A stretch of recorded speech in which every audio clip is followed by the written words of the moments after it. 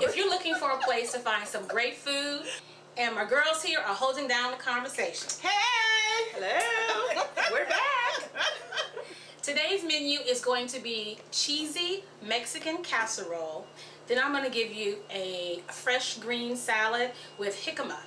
So, first of all, I've had some meat, ground turkey is how we do it. We're trying to do healthy here, people.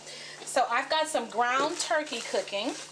And what I've done is I've added in a little bell pepper, little onion. I'm smelling it. It's smelling good, y'all. It's smelling good. Yeah, we can smell it over here. Yeah, got some great really seasoning. The good thing about ground turkey is you don't have to cook it a long time, because the longer you cook it, the drier it gets. Not a lot of fat to it, which is we're going to try to do a little more healthy this year, y'all. So we got that cooking. Now I'm going to go over and I'm going to add to that some tomato sauce. And this is about 2 cups of tomato sauce. And again, as I said, my ground turkey is really done. I've been cooking this for a little while now. Gonna add in some tomato sauce. Just get a nice stir with that. Let that do its thing. Then we're gonna also add in a can of tomato paste. This just helps to give it a little thicker consistency. You actually get a little more flavor. Exactly. So you just follow the recipe for the mix? Follow the recipe. Oh, okay. Keep it nice and simple. Quick. Yeah. Just follow the recipe. This is really cool, I think, to use. You know, we working women. Right. You know, we working. You want to feed your family well. Right. But at the same time, you know, you don't want to be in the kitchen for 2 and 3 hours coming home from work. That's true. Exactly. So we keep it simple, but we still keep it good. You know, you still want to give your family a nice meal. Yeah, that's true. This is real simple. It'll probably take you about 30 minutes to do the entire meal. At this point, I'm going to add, and again, you're just going to use your instant corn muffin mix and just prepare the mixture as it says on the box. Okay. So ladies, what's up? What's going on? It's been a while. You all look wonderful. You looking like your lives have been golden. Yes, they have. You've been living like well, you're I celebrated a birthday. a milestone. A milestone birthday, yeah. and we went to the Dominican Republic. Very nice. For my birthday, so that was really a nice, yes, nice treat. time. Yeah, and a treat. Nice time. Yeah. So birthdays are wonderful. I said I was right. celebrating. So if anybody wants to write in or send in, well wishes. That's Bay Area Cooking and Conversation at yahoo.com. They can send in their well wishes, but I did have a milestone birthday, and I'm just really grateful to have been able to celebrate another birthday. What are you most grateful about? I'm most grateful that I lived to see another birthday, and that I have reasonably good health. Right. I have wonderful family and great friends, and I've had wonderful opportunities in my life that God has afforded me, and so that's what I'm most grateful about, my family and my friends, and having good health. Amen. Now I'm going to, just to add a little something different to your cornbread mixture. Again, I told you it was going to be Mexican. We're going to keep it like that. I'm going to add in about a ½ cup of green chilies. Okay. And let's just give it a little spice. Just a little spice. Those are not hot, but just a little spice. Not hot at all, just enough. My girl Nina doesn't like spicy. So I keep this, again, your cornbread muffin mix. Real simple. Really good. It's all set. You know, that's when you brought up that about keeping in mind when you're cooking dinner for people. That is important to keep in mind, especially if you know the people, right? Whether they have any allergies, exactly. They're sensitive to spicy foods, right? Or you know, now people are gluten free, no MSG, all kinds of stuff. So MSG. So you want to be really careful about when you do cook for people and be more cognizant of if they have any special diets. Especially the allergies, because you don't want to especially the peanuts or any type of anything from the nut family. Right, right. That's true. A friend of mine is allergic to nuts and seafood, 2 things of which I love. Yes. I was like, okay, nuts and all seafood. All of them. Because some people are just maybe fish and not shellfish. Some people are shellfish and not fish, but all foods. Then I ran into a lady the other day, and she said she was allergic to the same thing. Nuts and all seafood, definitely, you know, allergic to it. And she said, you know, you don't meet many people. Right. I think it's really important when you have dinner parties or what have you, but just keep in mind. Absolutely. And especially not serving anything with nuts and seafood is very, very simple.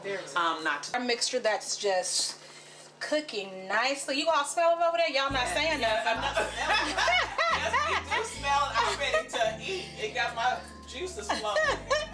And this is about 2 cups of corn.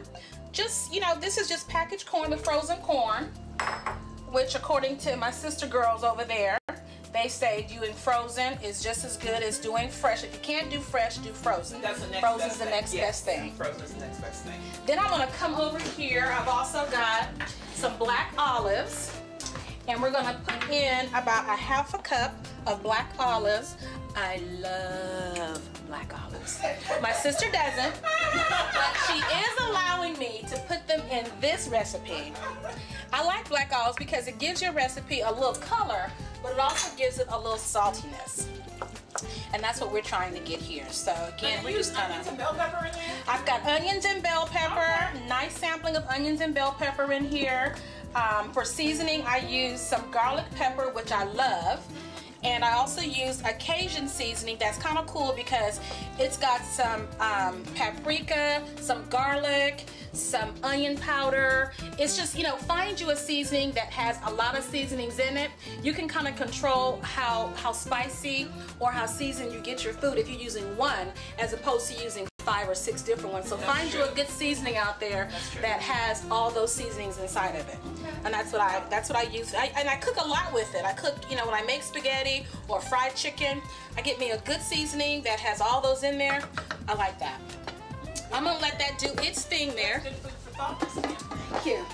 Well, coming from you two, I feel, thank you. Very nice. So we've got our cornbread mixture waiting for that to finish. And then I'm going to go ahead and get the salad done. Ladies, so you know what I was going to say too, the good thing about people having, not good thing, but one of the things that people having allergy now is becoming kind of universal. So they're paying attention to those types of things. And so you can buy stuff now that maybe is, you know, without nuts or no sugar, no gluten, no wheat, right. All those things, which is kind of cool. It's kind of, you know. Well, people know now what they're allergic to. You know, years ago nobody knew. They knew I just couldn't eat seafood or I couldn't have the wheat flour. But we know now that you need something gluten-free. And so that you're right, there are creating things. And you know, people who can't have sugar or they're just in special diets, and necessarily diabetics, but who don't want to eat sugar, they have so many different products now that are sugar-free that people can actually purchase. I don't know why they always cost a little bit more. How come it's just got to be healthy, doesn't it? Yes, it is. I think that's one of the deterrents from a lot of people being able to shop at the organic grocery store. That's because true. it is kind of pricey. Yeah, it is kind of pricey too. I mean, you really do want to have fresh fruits and vegetables, but there are lots of farmers markets on Fridays and Saturdays. Now they almost have a farmers market every week. Yes. Every day of the week, depending on what city that you're in, you have to find out what city those are in, so you can able to go get them. Because nothing beats fresh fruits and vegetables. It's just nothing like fresh fruits and vegetables. With one skillet meal out of some fresh vegetables. Yes, exactly, exactly. And you cut up and throw in some meat. There it is. There you have it. Yes. You know what? Kim and I saw, we just watched this TV show, the special Tavis Smiley had. It was called Too Afraid to Fail. What was it? Too Important to Fail. Oh, Too Important to Fail. And they were talking about young black boys in the school system not succeeding. One of the biggest things was reading. Yep. Young people not being able to read, and then transition over to them acting out in school, not graduating. And they talked about several cities. It was actually a really, really good show. If anybody gets a chance to see it, it's Tavis Smiley on PBS, Too Important to Fail. But it was an excellent show, not just for parents who have young black boys, but parents who have children, period. Raising young kids. Raising young kids. The importance of how reading, you know, has such of a huge impact on the rest of their lives. Exactly. If they cannot know the basics in terms of reading, and then later on even graduating from high school makes a huge, huge difference. I'm just such an advocate of taking kids to the library, giving them a library card. You know, books are expensive. Now you go online, they have things you can download. But books can be expensive, but the library has always been free. But here's the thing though, you say books are expensive, but it's cheaper than video games, aren't they? Yes. I'm just saying. I'm just saying. You're right, Miss I'm just saying. You're right. I mean, they're cheaper. They're still cheaper than video games. Yes, and they somehow managed to buy those. They somehow, and several. And several. And You're several right. at the same time. But I think the parents or the parent has to be the one to set that tone. Absolutely. That's true. You have to. You can't hold it, mama. You just heard a fourth person. That was my mother with her editorial. And what she does is she's very passionate about children, and specifically as it relates to education. And so I want to introduce you to the woman in my life. This is my mom, Leatrice Knox. So when you hear comments, this is who's commenting. Thank you, Mom. But she's passionate about children, about education for children, and it's really a blessing that people are like that, and that people are like that who've raised children, who have adult children, but are still passionate about children coming up now. It's very important. So we thank God for her, even her editorial and her commenting in the background. So now I think we're about ready to start building our casseroles. Perfect. I turned the oven down a little bit so that we wouldn't have any burning issues here, and so that's just going perfectly. I've also preheated the oven to 425. Again, just follow the recipe that your corn muffin has, because that's how you're going to cook this according to the corn muffin box. So I'm going to take this over here, and then actually, you know what, let me just get almost done scooping out so good. our mixture. You don't have to eat that just like that. You really can. A little piece of cornbread or some Just cornbread or some chips, or throw you some noodles in there. Yes, versatile. It's a versatile dish. Yes, yes. It's just a meat mixture. Really is what it is. And you got your vegetables. You got your corn in there. You got your black olives. Black olives. Thank you for allowing me. So we've got that, and then we'll just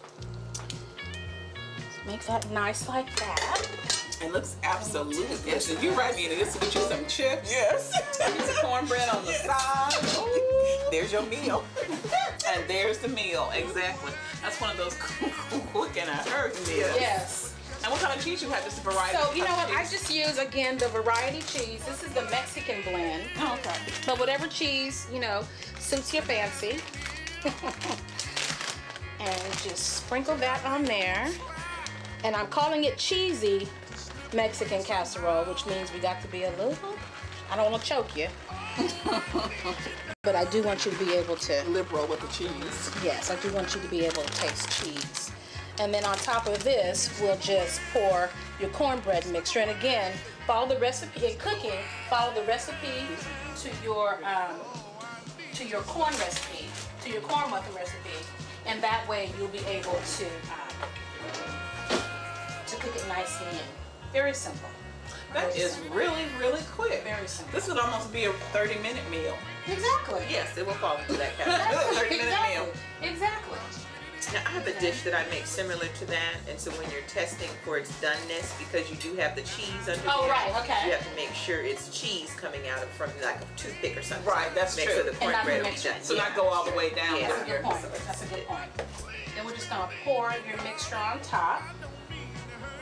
Wow, that looks really good. Just pour that on top. Different color too. Mm-hmm. Just pour that. And then you put it in, because everything is basically cooked except for the cornbread. Everything is cooked. So Yeah. you put it in even in the oven according to the recipe of the cornbread. Exactly. Oh, okay. Because that's really all you're cooking. Okay. Everything else, the meat is completely done, but your vegetables are cooked, everything is done except for the corn mixture, the corn muffin mixture. So once you cook that, once that's cooked, you're ready to go. Nice and simple, people. And I will tell you, my very dear friend, she'll know who she is. She watches the show. Her initials are PB. She loves this recipe. She absolutely loves it. So I'm going to put this in here. And again, you follow the corn muffin recipe.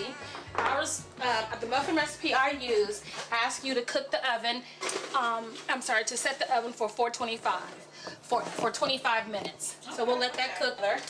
I'm going to prepare the salad. Okay, great. So I'll get that out. Okay, so they highlighted different cities all around, and one of the cities they highlighted was actually Oakland. And the guy who's the chief probation officer or Right. chief juvenile, something like that, right?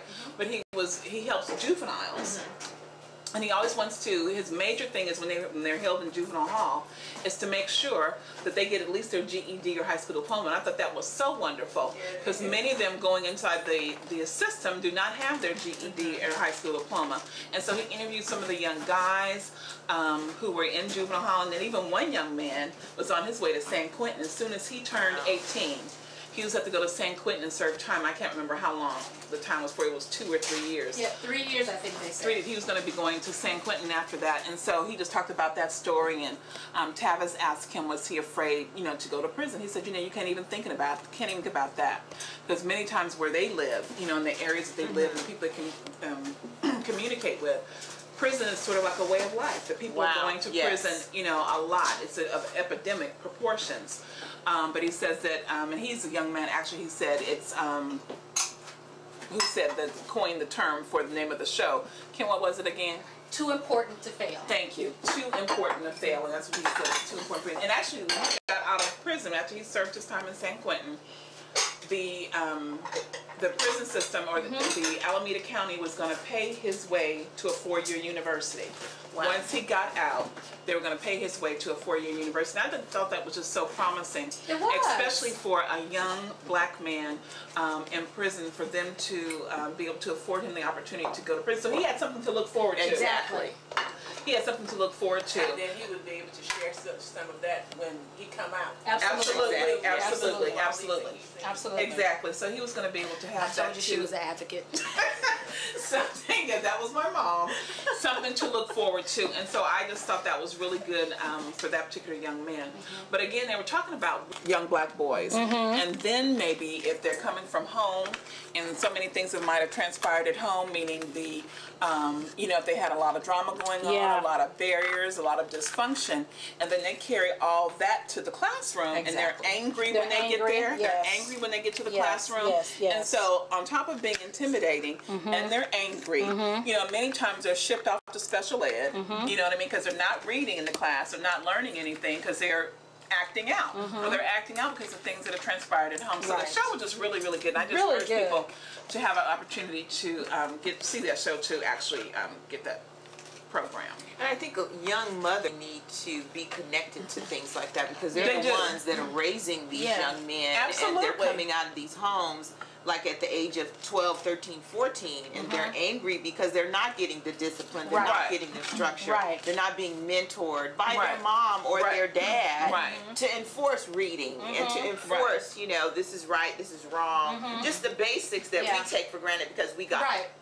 That's you know, true. and they really need that because they're at risk. They are at risk. And it's okay that if, you know, if as a young person, well, if they're really young, they don't understand the importance of having a mentor.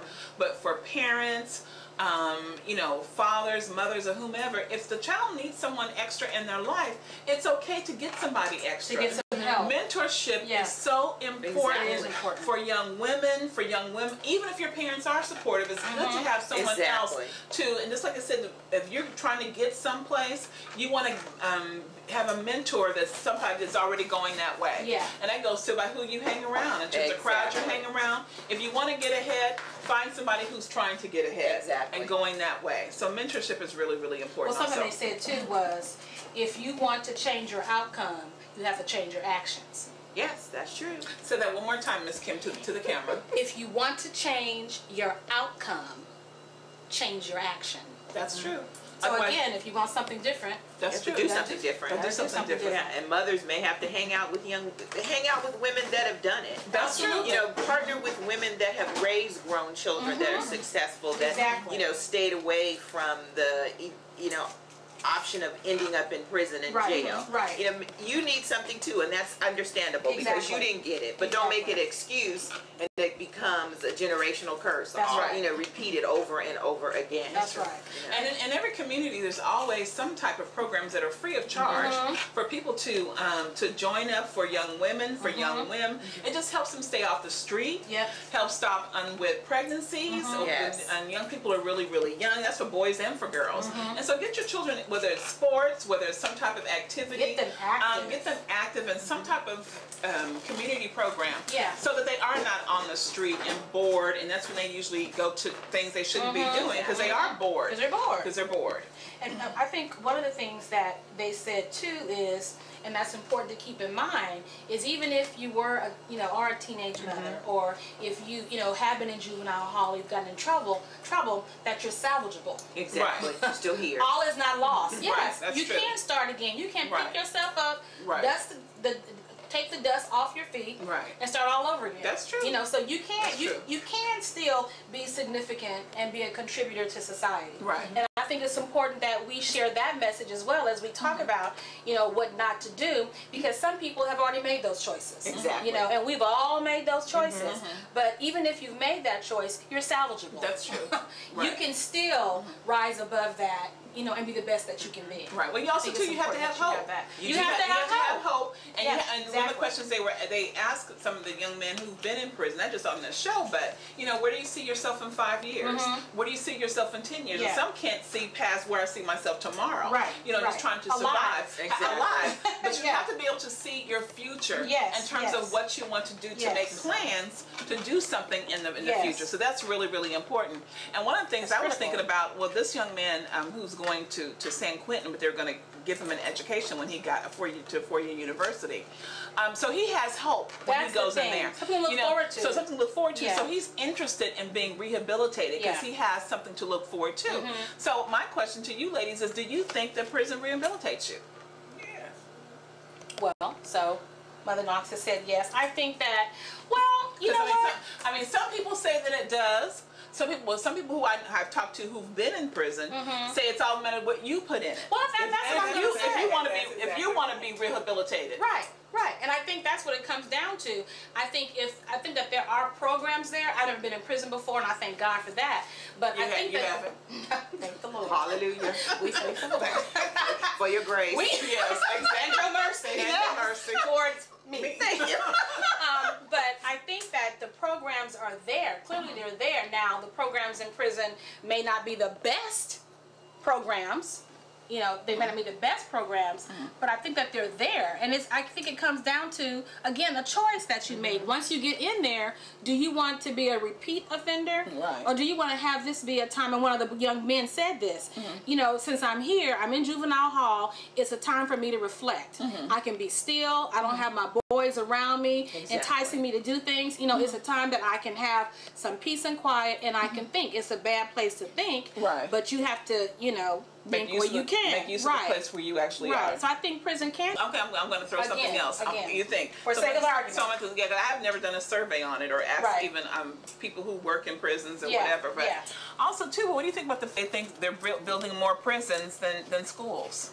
Well, I think it goes back to, once again, that if you're not teaching kids how to read in 1st and 2nd grade, and if society is judging how many prisons to build by how good kids are reading in 1st and 2nd grade, who's graduating from high school, then I think it goes back to the onus on the parent or society or the village. If they're building more prisons, I think we need to take a look internally and say, okay, if they're building more prisons, what am I not doing with my, young boy or young girl or people in the neighborhood? Then I think the onus comes back on us. Kids that you've been entrusted with. Because it's easy to become institutionalized. Yes, that's 3 square meals, somewhere to stay. Get a cot and a half. Exactly. Because when I first got out of high school, I worked at a halfway house. Okay. As a secretary. Did you? Yeah. With boys or girls? It was grown women in there. Okay. Oh, wow. And it was housed in an apartment complex, and most of these offenders, they were drug offenders. And these people were pretty much institutionalized. This is the lifestyle that they were conditioned to live. And unfortunately for them, some of them died because of their addictions. But then it was very difficult for them to transition because there was nothing to help them outside of somewhere to stay for 90 days. And you had to you had to go through a program. You could leave at 8 in the morning, but you had to be back by, say, 6 in the evening. But there was nothing in between set up up. It was what's after that? What's after that? What do you give these people that are, you know, have an addiction that basically got them sent to prison? Yeah, that's true. You know, so you have to have something in between them being able to go out on the streets. That's a good point.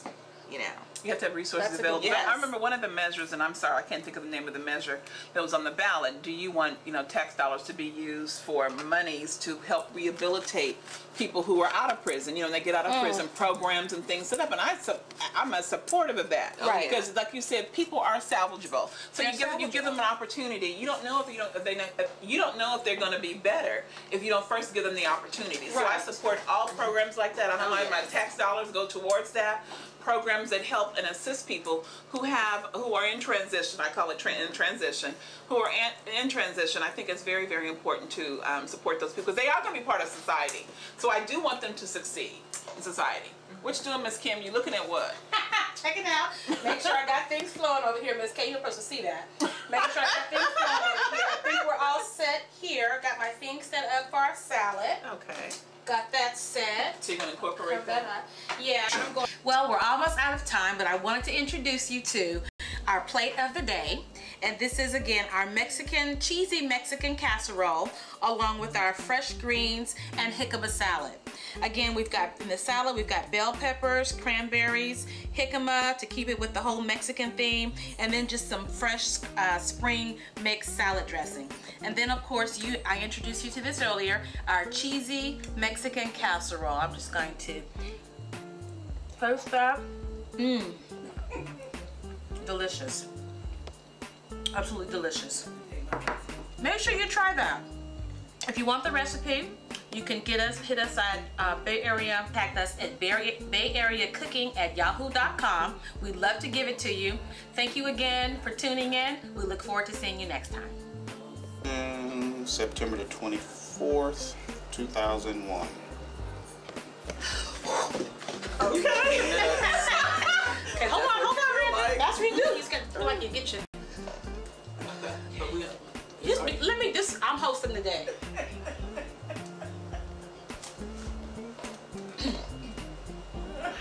Okay, Mom, you gotta stop laughing. All right, here we go.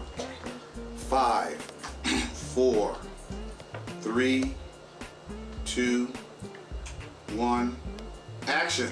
If you're looking for the place to find some great food and great conversation, you found it. Welcome to Bay Area Cooking and Conversation. We don't do it just by ourselves, we do it in threes. And she was doing so well. Kate.